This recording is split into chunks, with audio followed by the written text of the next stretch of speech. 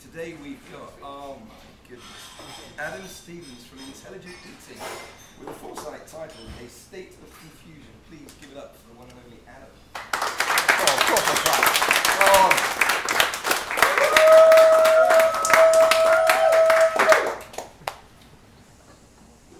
can. Good morning. Good morning. I'm going to start by saying thank you to Matt for flowers for Jane.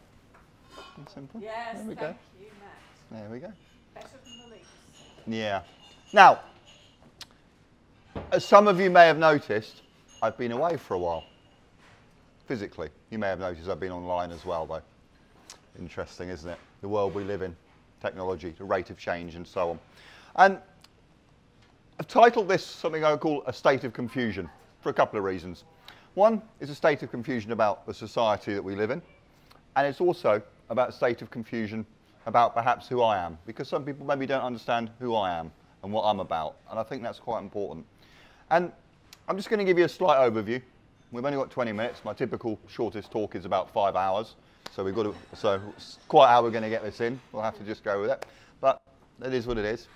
Now, I was born on a Wednesday. It was June the 27th, 1979.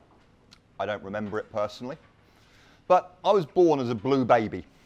And what that meant, for whatever reason, was that there wasn't enough oxygen getting to parts of my body. Essentially, my heart was wired the wrong way. It was a plumbing problem. And as time went on, in 81, I had some surgery done on my heart. I won't go into the full details. But if you can imagine, this is going back, well over 3 decades now. I'm starting to feel a little bit older. And for some people, they'll go, well, in fact, you're still young. And some people will go, you're old. That's OK. We have a very wide range of audience in here in terms of age. Essentially, what we were talking about was the most invasive surgery that you can have, which is cardiac surgery, on my heart, which was the size of a strawberry at the time. And that's a pretty tough feat. And the tech that we had then is not the tech we've got now. And that's amazing, absolutely phenomenal. And the surgeon who did that is a chap called Mr. Christopher Lincoln. Surgeons are misters because it's profession, not doctors, that's how they class themselves. He's now 89 years old, and he's on my Christmas card list. And he lives in Ealing. He's a wonderful, wonderful man, and I genuinely owe my life to him. So I have a huge reverence for the medical profession. And I say that because I'm about to slate the medical profession in a nice way, in a way that you will understand.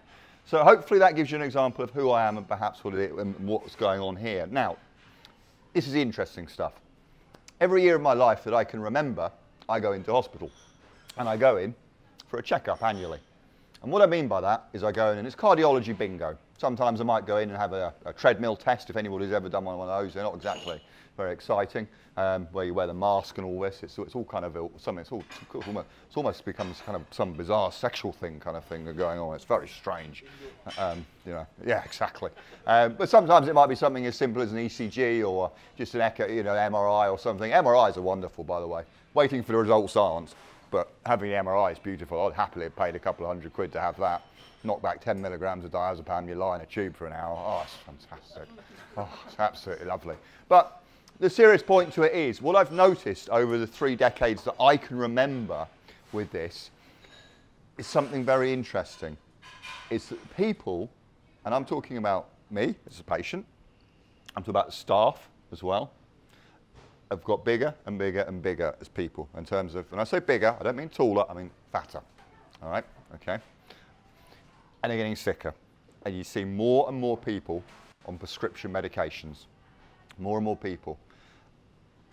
And I started to think to myself, hold on a second. We live in the UK. Now, if some of you followed me, I've travelled 11 countries in the last 30 days, all in Western Europe. But I've spotted patterns, observational patterns, just observational science. Quite low standard of evidence. But I've noticed this. That you look at these countries in Western Europe with some of the best healthcare arguably in the world, some of the best resources, all the money that you can throw at this stuff, the most sexy procedures that are possible, this bypass surgery and all that, everything available. And people are fat and they're sick. And I don't say it to be rude, I say it because it's true. We're talking about things like coronary artery disease, talking about type 2 diabetes. I see people at the breakfast sitting there, popping a pill. It's not a good pill, not the pills like we used to do when we were in our early 20s. Some of us may have done that, some maybe not. That's another conversation. All right? Okay, different foresight. We could do one on those if we want. You know, yeah, it is what it is. You know, I don't have any skeletons, but whatever. You know, and you know, for me, drugs are an interesting thing. You know, legality comes into this stuff, and for me, I don't really treat it like that. I'm more about what's the purpose of taking this particular product. And when I look at some of the drugs that people take, I think, well, what's the point? It doesn't make any sense. It doesn't make people any better. So I see people doing that. But what's really, really interesting to me is that you've got this huge population. Let's take Western Europe, about 450 million people, something like that, I think, at last count, when I last counted them all. And they've got huge incidence of what I would call diseases of affluence. That's your type 2 diabetes, that's your obesity, that's your coronary artery disease, that's your gout, your arthritis, osteoarthritis, these types of things. Problems, big, big problems that affect people's quality of life. I'm not talking about stuff that, you know, where people go to the GP and have had a slip, trip or fall or change their brake pads like Jack's done. He's going to be all right, yeah, okay? Okay, his health is going to improve over time because his body's going to heal. What's happening with most people is their health is degrading, yeah? But what really got me with this, as I've travelled more extensively throughout the world, and I've been to countries where they don't have all these resources, they don't have these amazing hospitals, which are cathedrals of sickness, quite frankly. They don't have all these amazing hospitals, they don't have all these amazing drugs. They're all healthy. They're slim and they're trim. And they don't take statins or beta blockers or Ramipril or any of these types of medications, or metformin or morphartin as it's more commonly known. If anybody here takes that, they'll understand the joke. It's a joke. It's a medication for type 2 diabetes. It does absolutely nothing whatsoever to prevent the condition. It purely manages symptoms. Now, that's a huge disconnect. So you've got us in the Western world with all the money and all the resources, but all the health problems. And then you go to parts of the world where they don't have any of this money and they don't have the health problems. Now, they do have health problems, absolutely, but different health problems. The health problems they have are from suffering from things such as lack of immunisation, sanitation, vaccination, these type of problems. We're talking about malaria, tuberculosis, HIV, these types of problems. Some of these things we can help people with. Now, where I see this going, people are starting to wake up to this stuff. You're now starting to see a change. No one's going to change this from the top down. Food companies are smart. I'm not going to say this stuff to be conspiracist. I'm saying it because this is genuine business. This is good business. People got to eat. Yeah? You try not eating, see how long you go. You might be able to do it fast for a few days, maybe 40, 50 days if you're doing it medically supervised or whatever. But you've got to eat at some point. Food companies know this. And I can't prove it as such. And I'll say that not because I'm concerned about slander or libel or anything like that, simply because it's very difficult to prove it. But they're in bed having sex with the pharmaceutical companies. It's a beautiful business model. When I went, I've got a sore throat too this morning. Me and Dickie must have been doing something together. Said that out loud, didn't I? But the thing it is, when I go to Southampton General Hospital, which is where I go for my adult congenital cardiology checkup, you walk into the main atrium of a hospital, wonderfully named, blah, blah, blah, and what have you got? What do you think they have? Do you think they have a delicious, healthy meal with the restaurant serves there? Burger King. Freedom of Information Act. Freedom of Information Act. Write to them. Dear Director of Facilities, please could you tell me how much is paid to Southampton General Hospital for having pride of place in the main entrance? Dear Mr. Stevens, we would not like to furnish this information with you at present. I wrote back, you are required under the Freedom of Information Act to provide me this information. You may charge for this. Paid my £25 admin fee. £55,000 a month. A month. They pay to have pride of place there. Now, is it a loss leader for them? Probably so. I don't know. That's on level C of Southampton General Hospital. On level E, They carry out coronary artery bypass surgery. Well, it's shorter distance to travel, surely. What? It's actually an efficiency saving. Straight from BK to the... What a wonderful way of looking at it. Ever the optimist. What a beautiful way of looking at it. Give that man a round of applause. That is fantastic. But my point is, this is a business model we're looking at here. This is a business model. Isn't it incredible? Isn't it incredible? £55,000 a month. That's what they're paying. You imagine trying to open up a healthy salad bar or juice bar or something like that. They're not going to make any money out of doing that. No one's going to be interested. But more so than that, they're going to end up closing down the level E, the cardiac wards. They're going to turn them down. They'll turn them into a children's playground or something. I don't know. Or for a networking meeting. Who knows? I don't know what would happen with it. So isn't that disconnect crazy that people don't spot that? And you spot it because the nurses are fat and sick and the doctors are fat and sick and we've got the same problems and so on and so on. And the real concern for me is the rate of change of what is happening.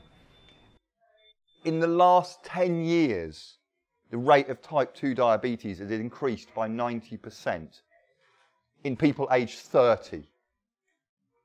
In people aged 30. I don't know how you feel about that, but that to me is just insane. The vast majority of people in this room are all of that. By 90%. We're not talking about 5%. You know, what makes the headlines? It's when it's a few percent. This is insane. So what are we going to do? What are we going to do? Food companies aren't going to make a change because they're in business. Big business. They literally spend billions a year on making food hyper palatable so you love it. And they're playing on evolutionary psychology behind us, which was a fantastic survival mechanism. We all have two survival mechanisms, and they are survival and reproduction, which translates perfectly as food and sex. There are no two ways about it. That is why they are the two commercially most exploited markets on our planet. Does that make sense to everybody? Yeah? We are all here to pass on our genetic material to somebody else. Continuation of species. It's a very strange way of doing things, actually. There are other creatures who can actually do it without having to have sex with each other. We're just a little bit weird because you end up with DNA problems and mutations and all sorts of things. But we're humans. But the interesting thing that I start to think about with this, what really starts to throw this in here as well, is you've got 10 million plus species on our planet that are documented at this stage. And if we wanted to give someone like David Attenborough a call, we could maybe find out the exact answer. I don't know. But here's the kicker. Out of those 10 million, how many do you think are overweight? Out of 10 million? Maybe. It's humans. Humans, certainly. Yeah, we know that. Yeah, we know that. And our pets. And our pets. The animals under the care, the species under the care of us. Now, that's interesting. Because we can then say, all right, okay, well, is it because it's diet? Or is it because we mechanically transport ourselves around? In the same way that Grant's kicked up here from Ivy Bridge or whatever, wherever, Plymouth it is, sorry. Sorry, I was born in Plymouth, sorry, I got that wrong. Apologies. But, you know, you didn't walk here this morning. Oh, good God, no. No, would have been a lot. More time. Yeah. You'd have, yeah. But the point that I make is, you know, we could blame it on lots of factors. We could say, well, maybe there's more telegraphs per square mile in certain countries where certain species live and things like that. These are correlations, wonderful, great, that's fine. Are they statistically significant? Some of them are. But when we start to look at all of this data and we start to end up with statistically significance of ranges around 99.99%, then we can start to go, you know what, this is causation. That's what we're talking about. It becomes the point where it's almost irrefutable. Now, my background's physics, not medicine. I set out to disprove things, and I set out ruthlessly to disprove things. And so I look at this and I go, well, is it because of the exercise? Is it because of where people live in the Earth's magnetic field at that particular point in time, or whatever it might be? And I look at those things, and I go, no, there's no credible scientific evidence to do that. In the same way I look at something like astrology. Sorry if you believe in astrology, I've just pissed you off. But the same thing. It's the same gig. Same thing, no scientific evidence. So then we talk about things like confirmation bias. The overriding factor that has the most influence on human health, particularly long-term human health, is diet. And by diet, I mean from the Greek stem, meaning way of life, which translated into French and then translated into English, diet. What we habitually eat 3, 4, 5, 6 times each day. Yeah, I'm including the snacks, all those things, you know, the bags of crisps that you get when you stop off after here and you go and buy the, whatever you do, the Costa or whatever it is, that type of thing. You know, it happens. And, you know, what you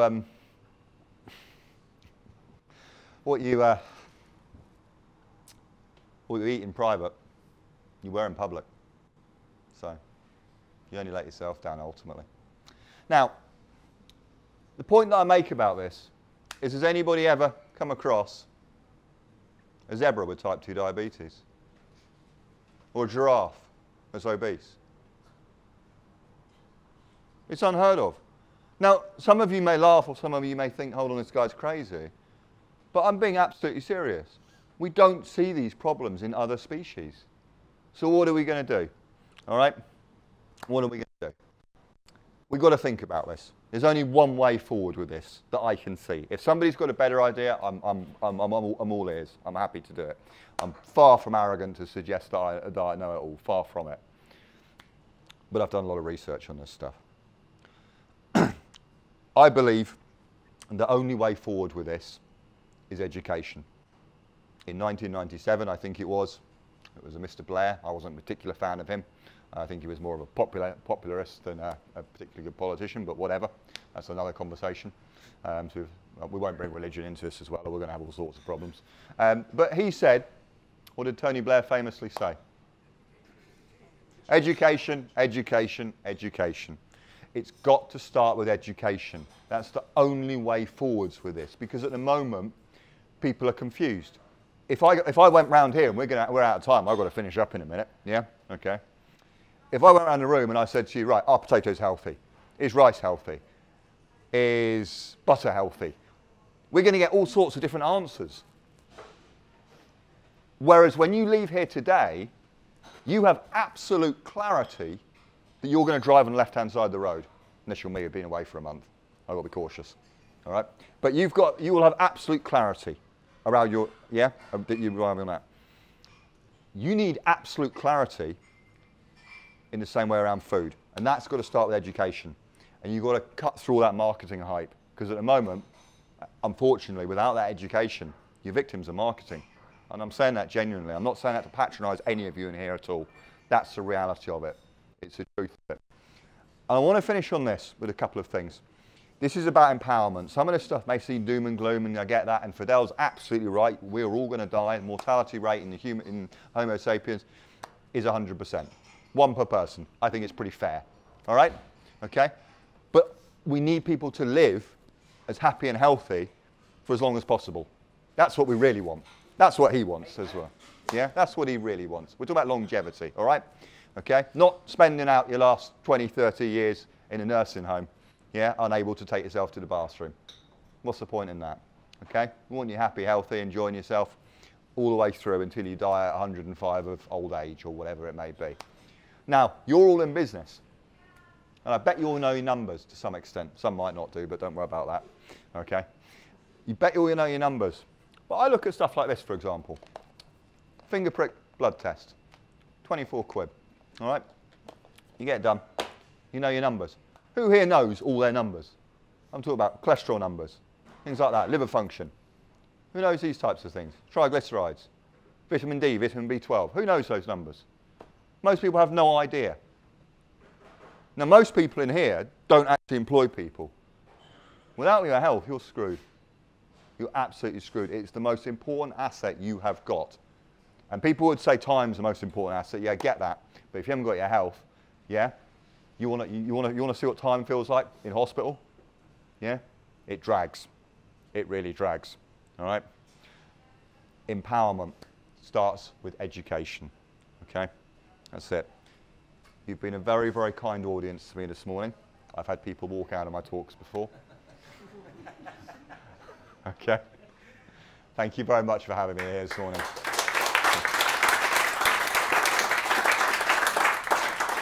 for 2 questions. Martin and Paul. someone's given blood recently, and then that's you don't get any sort of feedback to say no, sorry, we're going to it's okay, we accept the blood. Is that any kind of benchmark that you're healthy? Are you saying from a GP, for example? No, as in donating blood. Is it any kind of benchmark that okay, if my blood is accepted for donation purposes, does that mean I'm really healthy, or is it just No. No. I'm ineligible to give blood because I had heart surgery at a certain period of time. No. They do test it, but they don't always get back to you with the results. They just discard the specimen. Yeah. I asked about that. Yeah. Jack's, what does your girlfriend do? She's a chemo giver. She's a sister on the council. And they deny quite a lot of specimens without giving them back to me. She does a lot of transfusion. There's your answer, hopefully, by proxy. Any more? What's your views on private medical insurance and private hospitals? Big business, eh? Big business. Yeah? My view on it is if you can get it and get it as soon as possible while you're young. Give yourself a choice. Because if you try and get it when you've got pre-existing conditions and you're older, big money. Big money. We've got a fantastic NHS, and in the field of emergency medicine they are wonderful. But when we're talking about primary care and we're talking about other things, the stress that it can put you under waiting, those things, if you own your own business, I don't think you can put a price on that, and that may well shorten your lifespan as well. So if you can get, I don't know if anyone here is doing private medical, but if they are, go and talk. Right, okay, right. Talk to him. Yeah, talk to him. Yeah, simple as that. Thank you very much, Adam. Thank you, mate. Cheers. And having just come back from Florida, I've never seen so many overweight people, and the food is also amazing, but shit, sugar and salt, goodness me. It's now time for your 3 one-to-one appointments. This is your chance to have a focused meeting with the people you've chosen. Remember,